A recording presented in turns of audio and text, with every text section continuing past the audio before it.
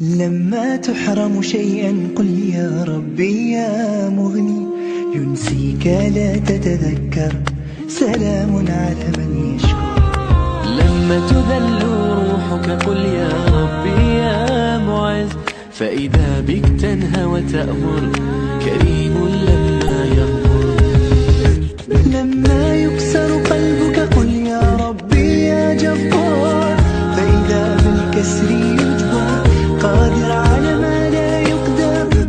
لما تصير مرا قل يا ربي يا الله، يمتلئ قلبك سكر، وهاب لما تصبر. لما تحرم شيئا قل يا ربي يا مغني، ينسيك لا تتذكر، سلام على من يشكر. لما تذل روحك قل يا ربي يا معز، فإذا بك تنهى وتأمر، كريم لما يغفر. لما يكسر قلبك قل يا ربي يا جبار، فإذا بالكسر يجبر. السلام عليكم ورحمة الله وبركاته. ازيكم حبيباتي في الجزء الثاني من أجزاء شعار المونديال. كنا خلصنا راس الشعار المرة اللي فاتت، والنهاردة المفروض هنكمل المثلث والأجزاء اللي باللون الأحمر زي ما اتفقنا. المرة اللي فاتت وريتكم الجوخ اللي هنستخدمه عشان نعمل الأجزاء اللي هنلزقها عليه. لو احنا القطعة بتاعتنا كبيرة كفاية ممكن كمان قطر و22 نكتبها، او هتبقى 2022 كاملة نكتبها برضو باستخدام الجوخ الاحمر ده. او لو احنا حابين احنا نطرز يبقى معانا الخيط اهو. الحاجة التانية مرة اللي فاتت برضو وريتكم السلك اللي هو لونه اخضر. انا لقيت يعني فكرت لقيت ان البايب كلينر او القطعة دي انا مش عارفة اسمها ايه، هي فيها السلك وبتبقى حواليها كده زي الشعيرات ضعيفة جدا، يعني زي خيوط ممكن تروح وتيجي مع الشغل. وطبعا اخترت لون ابيض فمش هتبان اطلاقا مع الشغل بتاعنا. كمان سهلة جدا في الوصل ما بينهم، يعني لو هحتاج اكتر من واحدة انا هلفهم كده على بعض في اماكن الوصل تماما، مش هتعمل لي يعني عقدة او سمك زيادة. فلقيت ان دول انسب بكتير من السلك التاني الملون. كمان وصلاته ما بتبقاش سهلة انها تتعمل زي ده. ايه تاني هنستخدمه؟ اكيد الخيط الابيض معانا، والابرة نفس المقاس اللي استخدمناها في شغل الراس اللي هي 3.25 مليمتر. تمام، نفس اللي احنا استخدمناها الجزء الاول. يعني يا رب بس الرقم يظهر يبان. طيب 3.25 معانا المقص اكيد في كل اشغالنا، ابرة التنظيف لتنظيف اي خيوط. واخيرا الرسمة اللي احنا هنقصقصها على الجوخ، هي دي الرسمة. انتوا حابين تقصوا قطعة من دول، طبعا هي الرسمة عبارة عن شكل متطابق عن ناحيتين. تمام، فاللي انا هعمله ان انا ممكن اقص الجزء ده واعمله مرتين، استخدم كتمبلت او يعني مش عارفة بيسموها ايه برضو، ان انا ابقى قصة الورقة واحطها على الجوخ مثبتاها واقص حواليها مرتين فيطلع عندي المقاس مظبوط. برضو هنا الشكل ده مثلا في منه الناحية التانية، الهلال ده في منه هنا، القطعة دي هنا، وهكذا. دي برضو عشان تبقى قد بعض هعمل واحدة والتانية والتلاتة دول نفس المقاس، فاكرر القطعة 3 مرات. لو انتوا لا حابين انتوا تقصقصوهم كلهم مرة واحدة وتلزقوهم على الجوخ وتكونوا ضامنين ان هم يكونوا قد بعض، فتستخدموا ورقه يكون عليها مربعات بالشكل ده، فبالتالي يبقى سهل عليكم ان انتوا تعملوا موضوع التطابق. يعني لو مثلا الشكل الاوفل اللي في النص او البيضاوي ده، انا هبدا من النقطه دي وابدا انزل، هلمس هنا وانزل كده، والناحيه التانية برضو المس نفس النقطه وانزل في النص. يعني المربعات بتسهل علينا ان احنا نعمل اشكال متطابقه، لان انا ببدا من مثلا نقطه معينه وبعدين بطلع عدد من المربعات، بلف عند جزء معين، ابدا اكرر الكلام ده على الناحيه التانية فيطلع متطابق. لو انتوا حابين ان انتوا تعملوها ان تقصقصوا كل قطع على حدة يعني، يبقى ترسموها على ورقة فيها مربعات. تمام. طيب عشان نبدأ على طول نشتغل، هنشتغل المستطيل المثلث. هنعمل عدد من السلاسل المناسب للراس، انه يعني يكون انا محتاجة مثلا القطعة تطلع لحد فين من هنا ولحد فين من هنا. هعمل السلسلة بداية، لان انا هبدأ المثلث من فوق وابدأ انزل بيه، اصغر بالطريقة اللي هوريها لكم لحد ما انتهي عند رأس مثلث يبقى هو اللي تحت. فاحنا نبدأ بسلسلة يكون طولها مناسب للحجم اللي احنا عاملينه ده. فهعمل السلاسل وارجع لكم عشان اوريكم ازاي هنبدأ نشتغل المثلث بتاعنا بالتناقص. خليكم معايا.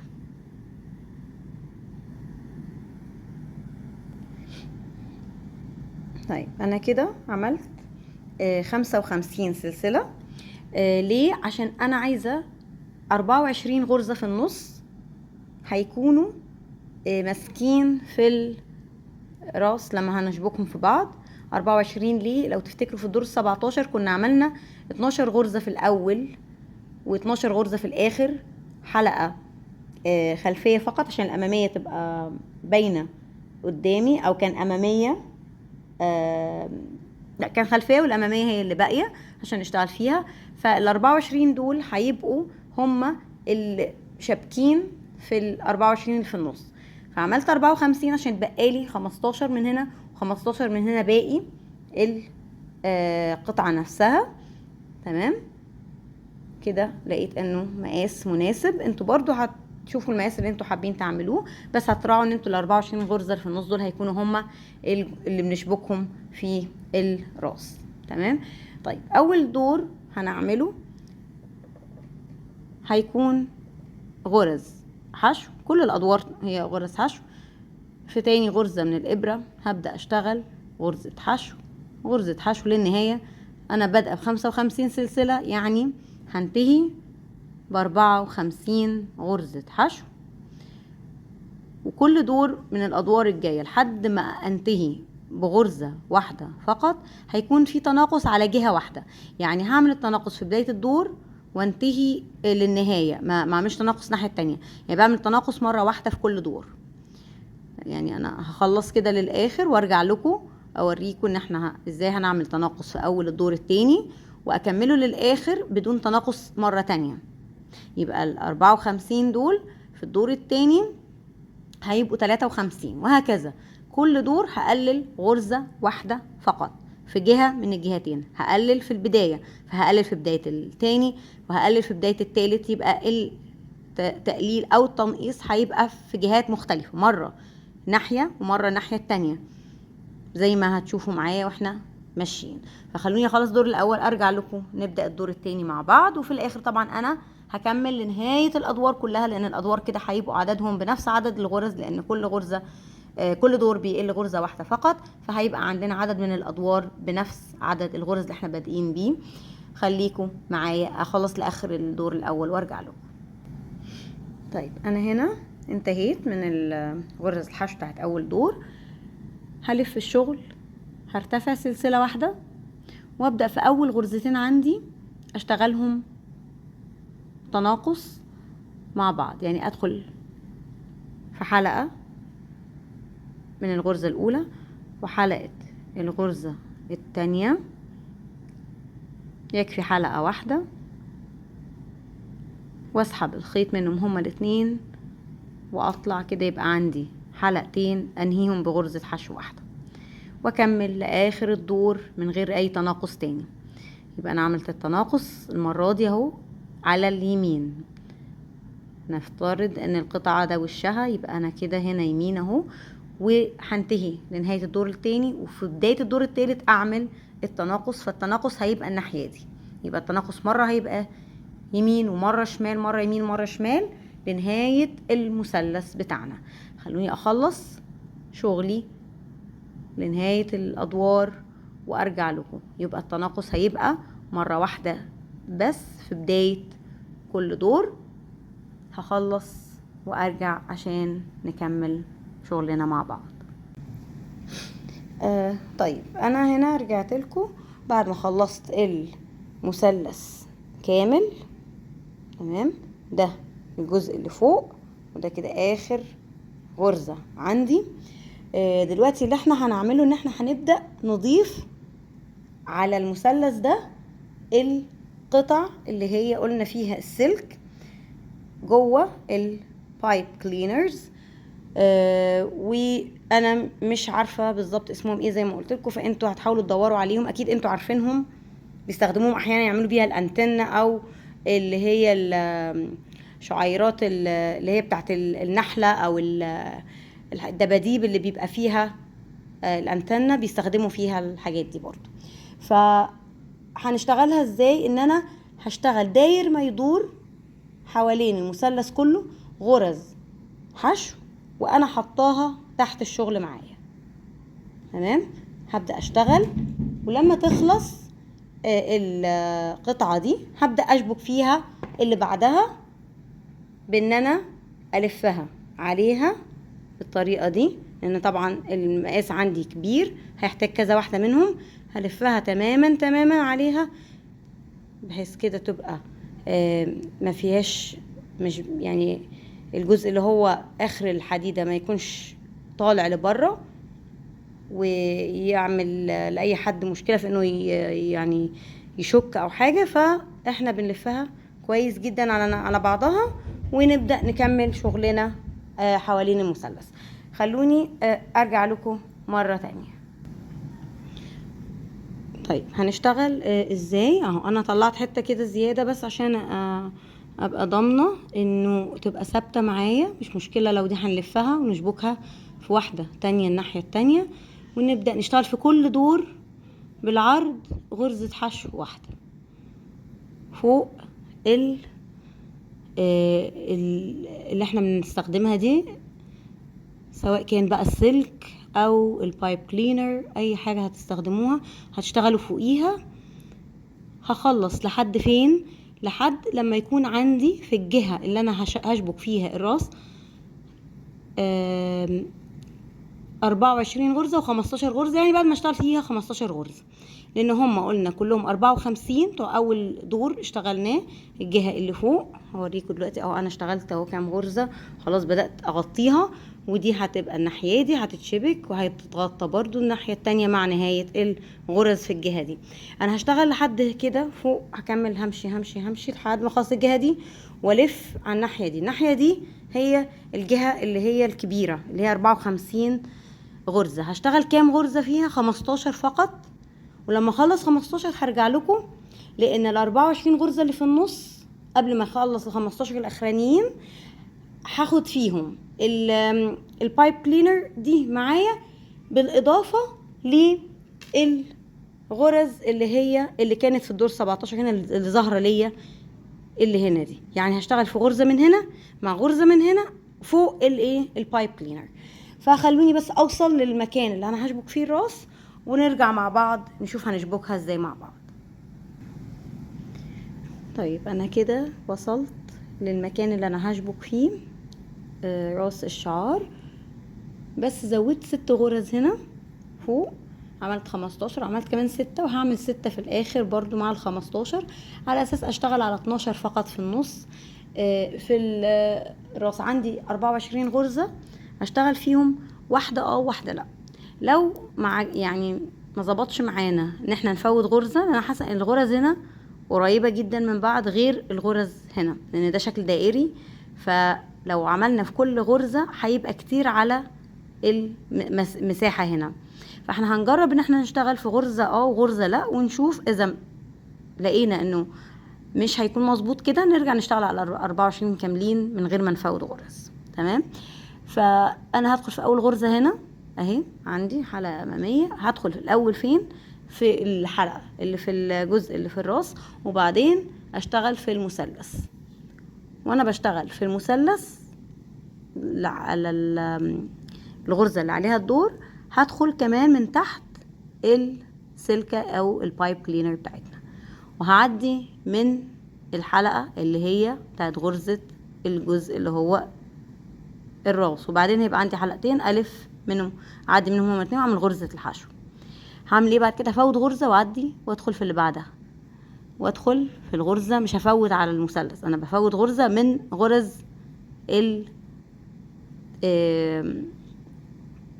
الراس. انا خلاص فوتت غرز المثلث بان انا اشتغلت 6 هنا زيادة، فانا بشتغل في كل غرزة وهدخل من تحت، يعني هدخل من تحت القطعة دي واعدي من الحلقة الغرزة اللي في الراس، وبعدين الف واعدي من الاتنين واعمل غرزة الحشو، واكرر افوت غرزة وادخل في اللي بعدها الحلقات الامامية دي.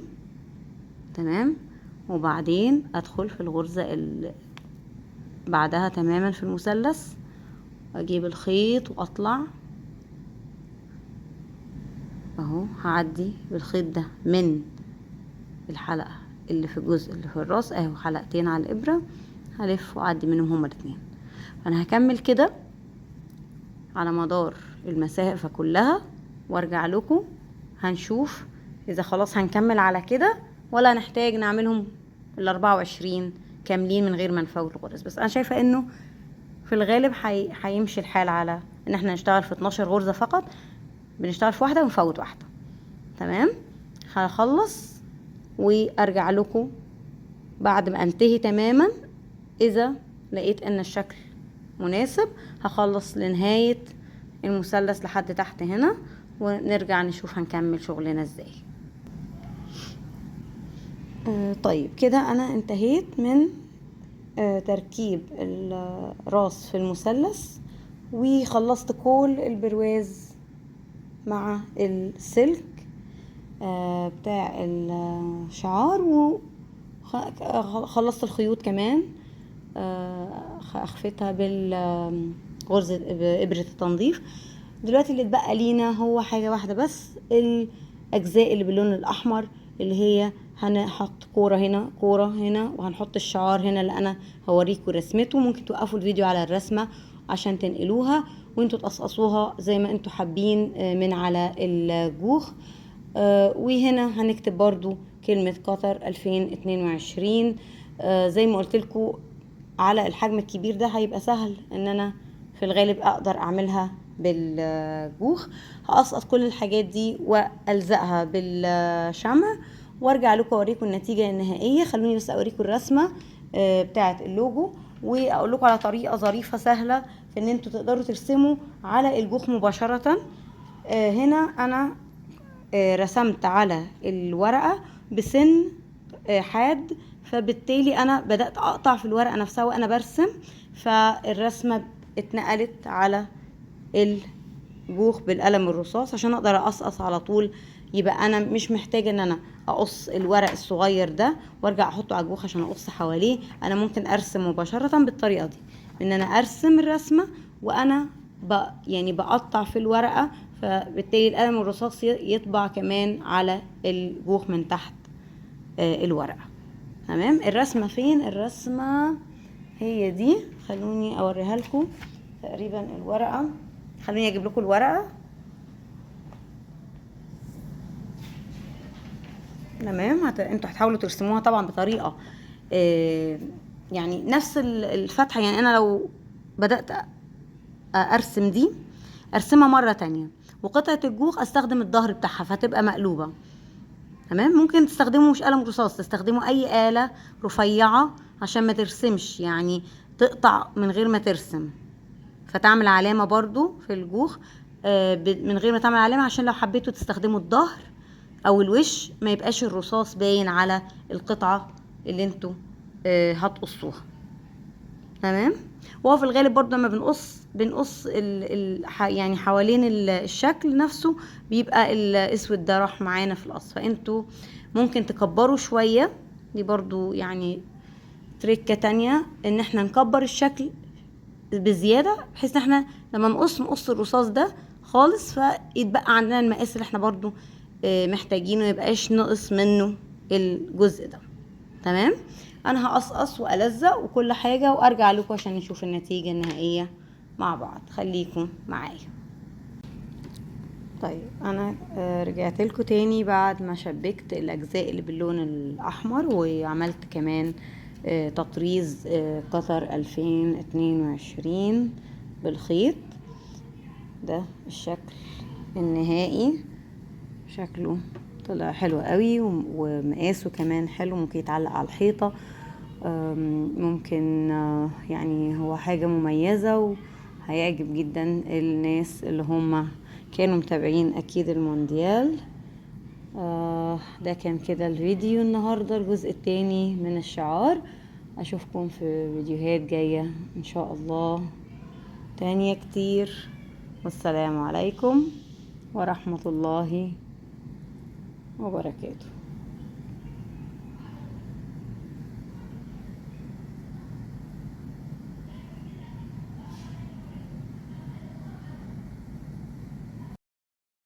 لما تحرم شيئا قل يا ربي يا مغني، ينسيك لا تتذكر، سلام على من يشكو.